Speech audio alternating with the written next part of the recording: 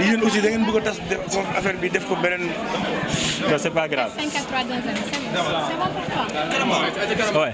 Ok, Tchad, nous vous saluons déjà. Ok, on veut savoir l'implication du mouvement Y en a marre et aussi le mouvement Frappe France Dégage dans la lutte pour ne pas avoir un troisième mandat en Guinée. Donc la question qu'on se pose, est-ce que nous, en tant que Sénégalais ou bien en tant que peuple et mouvement de citoyens sénégalais, vous êtes là-bas par peur pour qu'il n'y ait pas de troisième mandat ici au Sénégal, ou bien c'est pour une manière de soutenir le peuple guinéen en leur disant que même si l'Occident a réussi à diviser nos terres, mais jamais ils ne réussiront à diviser nos frères, parce que les Guinéens, ce sont nos frères de couleur.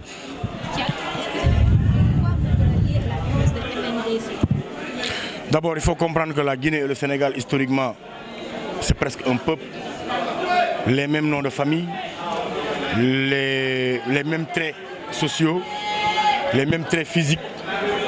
On ne peut pas dissocier ces deux pays. La plus forte représentation guinéenne à l'extérieur se trouve au Sénégal. 3 millions de Guinéens. Donc nous sommes concernés. Nous sommes impliqués à 1000% dans cette lutte. Pour des raisons historiques, pour des raisons culturelles, pour des raisons traditionnelles, mais aussi pour des raisons de prévention. Parce que ce qui se passe aujourd'hui avec Alpha Condé, c'est ce qui va se passer avec Macky Sall, c'est ce qui va se passer avec Ouattara, c'est ce qui est en train de se passer avec Adama Barrow en Gambie, c'est ce qui va se passer partout ailleurs. Donc si aujourd'hui on ne prend pas les dispositions au préalable, faire de la prévention, ça risque de nous tomber sur la tête un bon lendemain. Donc nous soutenons pas seulement nos frères guinéens, nous faisons une action cumulée, c'est une prévention que nous faisons. On prévient tous les présidents africains en même temps que nous combattons ce projet de loi de Alpha Condé. Et nous sommes très déçus de voir que l'autorité sénégalaise, en parlant du préfet, a refusé l'autorisation aux Guinéens parce que sous prétexte qu'ils sont Guinéens, alors que des Zimbabwéens manifestent en Angleterre, à Londres, partout. Je vais dire à monsieur le préfet, si les Guinéens, garent leur taxi une seule journée, ferment les tangana, ferment les tables où il y a les fruits, ferment les secs d'eau, on verra s'ils font partie du Sénégal ou pas. Il faut qu'on arrête. Le Sénégal et la Guinée, c'est un seul peuple. Nous, en tant que peuple africain, nous sommes unis derrière le peuple guinéen pour non seulement combattre le seul Alpha Condé, mais aussi pour prévenir tout autre dirigeant africain qui a comme idée de briguer un autre mandat.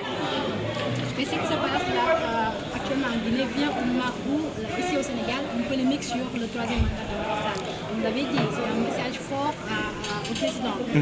S'il tentait de briguer un troisième mandat, quel est le sort que vous lui réservez? D'abord, ce qu'il faut comprendre, c'est que Sori Kaba, il n'a jamais donné satisfaction par rapport au travail qui lui a été assigné.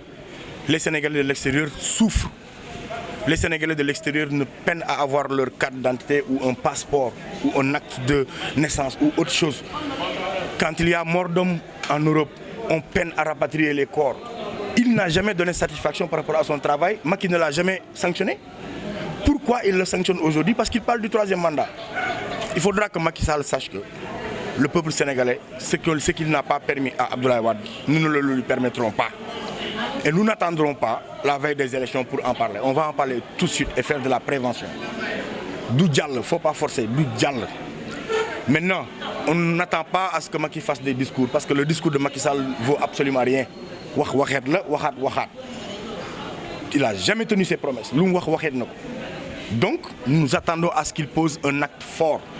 Le seul acte que Macky Sall puisse poser aujourd'hui pour rassurer tout le monde sur cette question de troisième mandat, c'est de démissionner de son poste de secrétariat général de l'APR.